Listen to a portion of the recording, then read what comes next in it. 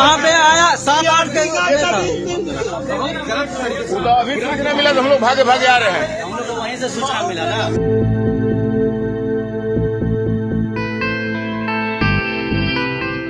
बिहार में एक बार फिर से चलती ट्रेन में टीटीई की पिटाई का मामला सामने आया है, लेकिन इस मामले में इस बार यात्रियों ने टीटीई को नहीं पीटा है, बल्कि जवानों ने ही टीटीई को जमकर पीट दिया है।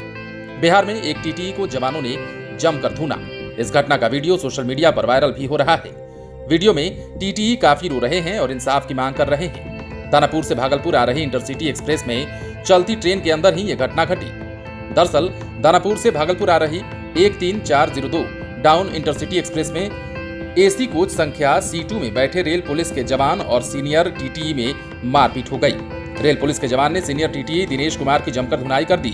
एसी कोच में बैठे यात्रियों ने किसी प्रकार टीटीई को बचाया। टीटीई ने बख्तियारपुर स्टेशन पर कोच से उतर पिटाई करने की बात कही। बाढ़ में मामला दर्ज नहीं हुआ। ट्रेन रात के 9:45 बजे के आसपास जमालपुर स्टेशन पहुंची। जमालपुर रेल थाने में भी मुकदमा नहीं लिया गया। टीटीई ने तब जमालपुर स्टेशन पर हंगामा किया।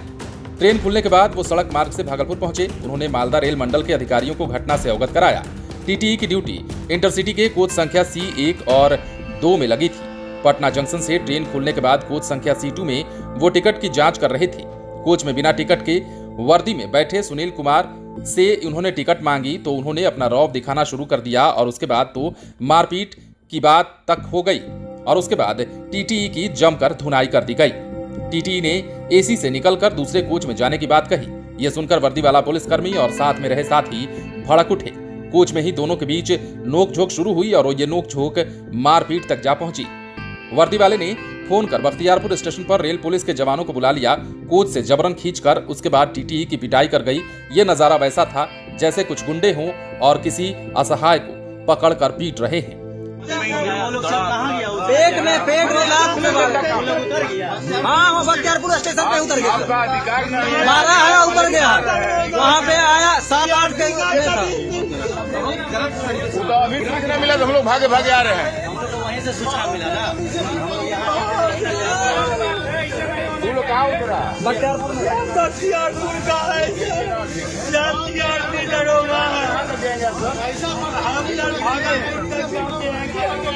दरोगा के नाम पर डबल स्टार लगा हुआ है। पूरा गाड़ी गलौज मेरे बॉबी में हमको किया। मैं उस बात को इग्नोर करके मैं आगे काम करते हुए CE1 में गया और CE1 में जाकर के 5 गो इंस्पेक्टर उस स्टेशन का उतर करके मेरी धुलाई कर दी और खींच के हमको बाहर निकालने लगा। मैं रोने लगा। महिलाओं के बीच में मैं पैर हाथ पकड़ा, तब जो है वो महिला मेरी सुरक्षा की और दूसरा कोई भी सुरक्षा मेरे कोच में नहीं कर पाया। यही सब है। तो क्या हम ही लोग थे यहाँ पे। क्या हुआ था कि मैं टिकट चेक करने के लिए गया, उनका सीट नहीं था, वो बैठे हुए थे। हम उनको बोले कि सीट वाला आएगा, आप ये सीट उठ जाइएगा। इतना सा ही बात बोले। उसके बाद आगे जैसे बढ़े हमको गाली गलौज किया पैसेंजर के सामने। पैसेंजर के सामने वो गाली उली दिया।